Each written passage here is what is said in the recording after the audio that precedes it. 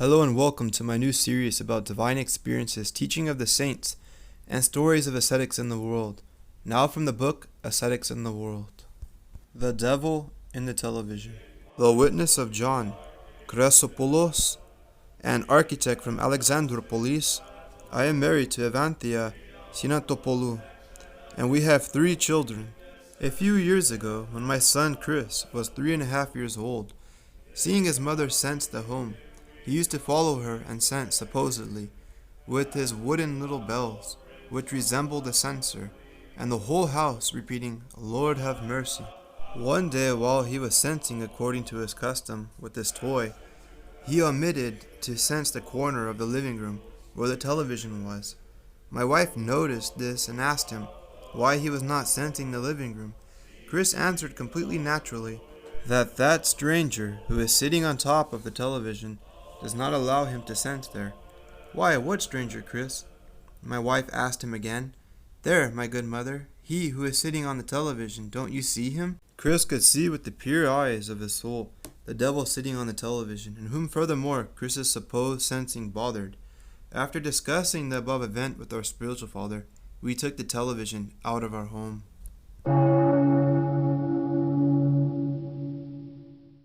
The Virgin Mary chased away the deadly influenza. Georgia Moraitu from Messalongi related, in the year 1918, a deadly influenza fell upon Messalongi. Despite all the honorable efforts of the doctors, one person after another would catch the gripe, and after a few days they would die from exhaustion. 25 to 30 individuals died daily. They were transported in carts and buried without even a priest accompanying them. It had become a dreadful epidemic. The same thing was happening in Agrinian, where 40 to 50 individuals were dying every day, and in Aetoliko, and in the surrounding villages. When the people in charge of the city saw the many victims and the rapid spread of the illnesses, they communicated with the bishop and sent people to the monastery of Panagia Prosiotissa. They asked the abbot to bring down the miracle-working icon of Messalongi for the plague to stop. The icon first passed by Agrinion, where after the first hours of its arrival, people stopped dying and the sick people became well. They wanted to keep the icon for days in Agrinion, but committees came from the surrounding villages and asked for it because people were also dying there. Truly, on November 1st, 1918, the icon arrived by railroad train to Phoenicia, where the Messalongians had waited all night. It was raining, however, downpouring, and the doctors urged that no one go to receive it. There was a danger that with the crowding, they would easily catch the influenza, one after the other, and the rain would worsen the condition. They would have many more victims for this reason, but the simple and faithful people showed more trust in the Virgin Mary than in the doctors, and they were not proven wrong. So they received the Virgin Mary, brought her by foot to Messalongi, and processed with her in the city streets, chanting and doing petitions for their salvation. The result was that no one caught the influenza, and whoever was sick became well. From the day the Virgin Mary came to Messalongi, no one else died from the gripe. As a remembrance of the miracle, and as an indication of gratitude, they held a fund drive, made a 7-branched lantern of wonderful skill, and dedicated it to the Pruso monastery.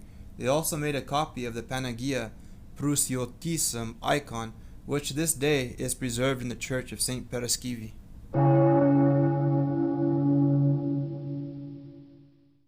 God calling a Muslim to the Christian faith. He was born in 1926 on an island of the Dodecanese.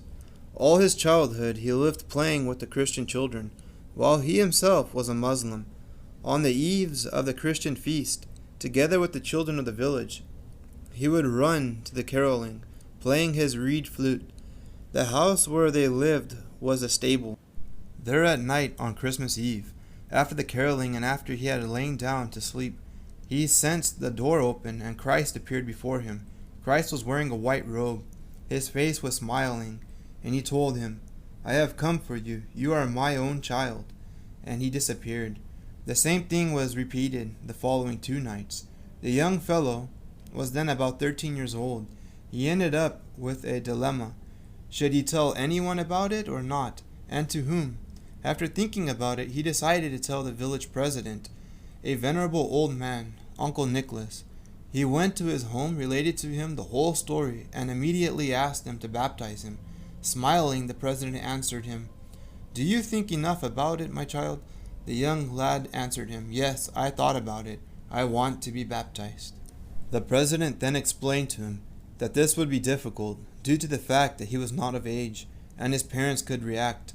In the end, he told him, "If my child, Christ has enlightened you so much and you desire it so much, be patient to wait until the legal age. Then ask for it and you will enjoy it." He worked mainly on the fishing boats, which in those years still used oars and sails. They often would go to the opposite shores, especially to the Gulf east of the island of Kos. One time, as they were coming towards the island from the Gulf with a boat full of fish, and with 3 of them in the boat, a fearful storm came out upon them suddenly. The boat flooded, and he was trying to empty out the water with a bucket. As he was bailing out the water, a small icon of St. Nicholas ended up in the bucket. Immediately a voice within him shouted, "Don't throw me away." He grabbed the icon, lifted it high, and said, "My St. Nicholas, save us. And if the time comes for me to be baptized, I will take your name." In a little while, they ended up on the shore of Kos. Later, he went to Asia Minor. For a period of time, he worked in a weaving factory. Then, with other Cohens, he went to become acquainted with Smyrna and Tessessemi. He liked it there and stayed to work on the tobacco farms. At night, they slept in a storage bin, which once was in earlier times a Christian church. The other 2 with him, a sister and a brother, who were Muslims, could not sleep until they decided to come out of the church to sleep in the field. Thus he remained alone in the dark.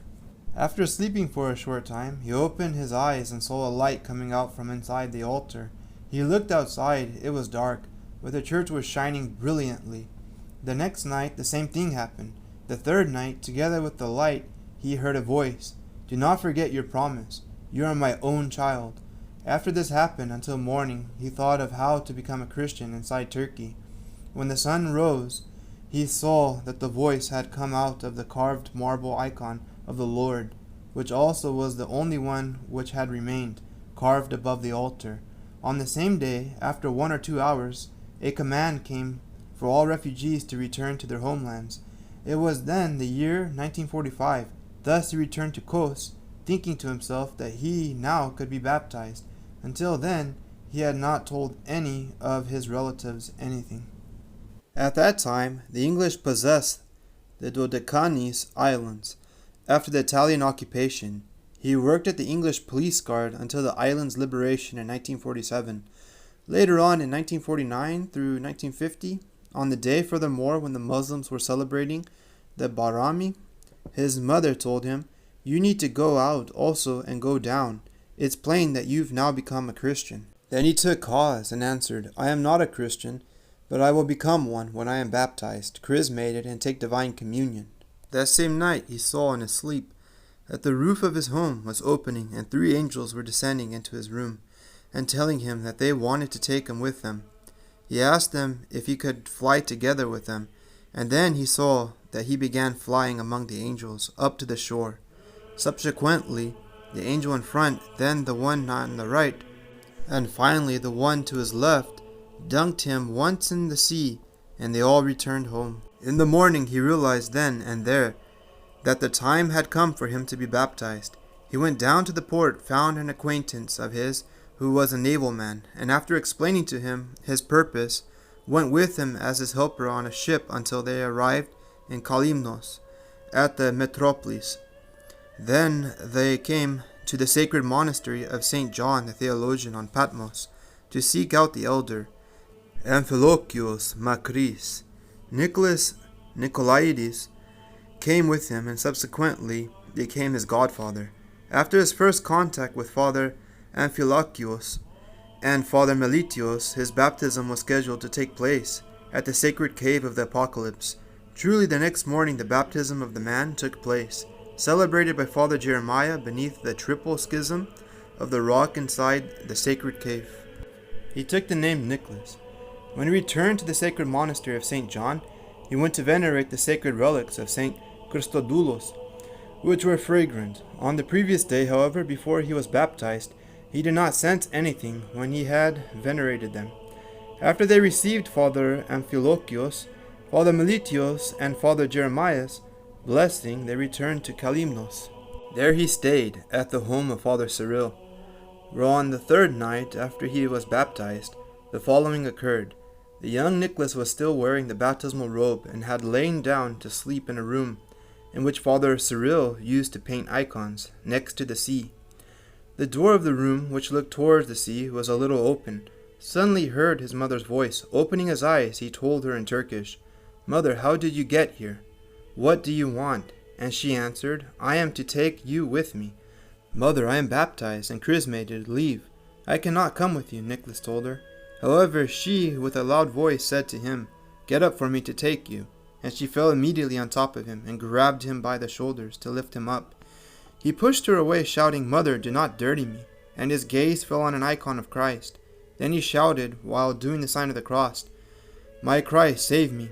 She then stood up and told him, "You defeated me." And coming out of the door, she fell into the sea, and furthermore wet the door. However, as his mother was going out, he saw behind her an animal tail. And when she disappeared in the sea, he then realized that it was not his mother. In the morning, Father Cyril, who had heard the shouts, asked and learned what had happened to him. He told him, "Do not be upset, my child Nicholas. It was the devil, and he came to tempt you." The newly illumined Nicholas remained for a period of time in Kalymnos, where he got married, and later on he returned to Kos. Nicholas had many interventions of God in his life, and succor from divine grace. With simplicity and faith in his difficulties, he sought help from God and received it. In Kos, the following happened. It was a Holy Tuesday. The weather was bad. During the prior days, Nicholas, who then was occupied with weaving baskets, but also using dynamite for fishing, had come into difficult financial conditions. He could not buy even a lamb for Pascha, and anxiously wanted to catch a few fish so that they could celebrate Pascha. The night before, in his prayer, he asked the Lord, "My Christ, I don't have anyone else except you to speak my pain to. Help me, my Christ." And he fell asleep. Then he saw that he was in an area with bushes, and a light was coming toward him. Christ appeared wearing a robe and a crown of thorns, and blood was dripping on his face. Nicholas ran towards him, ready to fall to worship him, and Christ blessed him. He immediately knelt doing his cross and told him, "My Christ, help me to catch a few fish so that I can spend Pascha." Then he heard Christ with a sweet voice tell him, "Go, my child, to Carteri," and he vanished. Suddenly he felt a woman wake him up, asking him, "What do you have?" "You are sleeping and doing your cross." "I don't know, I was having a dream," he answered her, without saying anything else. Holy Wednesday dawned, and in a strong rain he took 2 sticks of dynamite and proceeded towards the spot that the Lord had indicated to him, more than 1 hour's journey away. On the road he often spoke to himself, doing his cross, "My Christ, I'm coming, help me." Around 200 meters before arriving at Carteri, he saw 3 fish shining. Nicholas ran there shouting, "I thank you, my Christ." He threw the 2 little sticks of dynamite, and the sea filled with fish. He continued thanking the Lord while repeatedly filling his little satchel, and with the help of 2 animals, which they gave him, he transported the fish and sold them. Quite a few years later, the following also occurred. His father was gravely ill in the hospital of Kos, and according to the doctors, he was ready to die. Nicholas, upset, was descending to the stairs when he saw the icon of Saint Panteleimon. He stopped and from his heart asked him, "My Saint Panteleimon, give him 2 or 3 more years of life." The next day, early in the morning, before going to work, he was working then in the municipality. He went to the hospital and saw his father sitting up and telling him, "I thank you, my child, for sending the doctor." A young doctor came to me and asked me, "How are you doing?" "I am not well," I told him. Then he grabbed my head and told me, "Open your mouth well and stick out your tongue." Immediately he touched it and told me, "You don't have anything. You are well." Upon leaving, he told me, "Your son Nicholas sent me to see you." After a little while, I was well, my child. Nicholas realized that it was the saint, so he asked him, "Will you recognize him if you see him?" He brought the icon before his father, and his father recognized the doctor in the face of Saint Panteleimon. Thank you for listening. Stay tuned for new episodes every Sunday, Wednesday, and Friday.